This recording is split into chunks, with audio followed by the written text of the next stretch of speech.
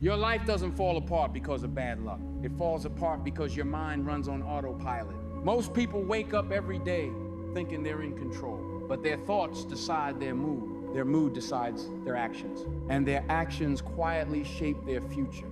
If you want control over your thoughts instead of being dragged by them, subscribe. This video is for you.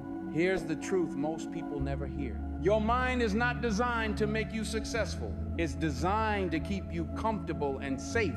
That's why your mind replays fear, focuses on worst-case scenarios, resists change, prefers familiar pain over unfamiliar growth. If you don't learn to control it, your mind will keep you small, quietly. People say, I overthink everything. I can't stop negative thoughts. My mind won't slow down. But the problem isn't thinking too much. The problem is thinking without direction. An undisciplined mind becomes a prison. Think about how many times your mind has talked you out of growth. You wanted to try. You said, what if you fail? You wanted to change. You said, what if it's worse? You wanted to speak. It said, what if they judge you? And you listened, not because the thoughts were true, but because they were familiar. Most people believe they are their thoughts. That's the trap. Thoughts appear automatically. You don't choose most of them, but you do choose whether to believe them. The moment you identify with every thought, you surrender control. Mental control begins with one realization. You are not your mind. You are the one watching it. The mind produces thoughts like a machine produces noise. Wisdom is learning which thoughts to ignore and which ones deserve action. The mind hates discipline because discipline threatens old habits, old identities, old comforts. That's why mental control feels uncomfortable at first. Your mind will resist silence.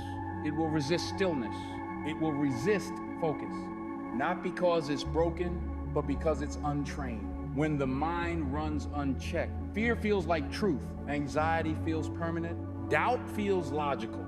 Distraction feels normal. And slowly, potential dies. Not loudly, but quietly. But here's the hope. A trained mind becomes your greatest ally. When you control your mind, you choose focus. You choose calm. You choose discipline. You choose direction. Life stops feeling chaotic because your inner world becomes ordered. Now, we'll go deeper. How negative thought loops form. Why your mind clings to fear and distraction. And the first mental discipline that breaks control over you, because once you learn how your mind works, you stop being ruled by it. Now, you learn the most important truth. Your mind is a tool, not a ruler. But knowing this isn't enough. The real challenge is what happens inside your head every day. The loops, the overthinking, the mental noise that never seems to stop. This is where most people lose the battle. Thoughts don't repeat because they're true. They repeat because they're emotionally charged. Fear, regret, shame, insecurity. These emotions glue thoughts together. The mind replays them because it thinks repetition equals protection. But repetition without resolution becomes mental torture. Most people think, if I just think about it long enough, I'll solve it. But the mind can't think its way out of fear. Overthinking doesn't create clarity. It creates paralysis. The mind mistakes activity for progress. Think about the last time your mind wouldn't let something go. You replayed conversations. You imagined outcomes. You questioned yourself. And yet, nothing changed. Your energy drained. Your focus scattered. Your peace disappeared. That wasn't thinking. That was mental looping. Mental control starts with interrupting the loop, not arguing with it, not believing it, not suppressing it, interrupting it. You don't stop thoughts by force. You stop them by redirecting attention. Attention is fuel. Where attention goes, the mind follows. Here's a simple but powerful discipline. When a negative loop starts, ask, is this thought useful right now? Does this move me forward? If not, you shift focus to the breath, to the body, to the task in front of you. This breaks the spell. When you stop feeding thoughts, the mind panics. It fills silence with noise. This is normal. Silence threatens the mind's sense of control.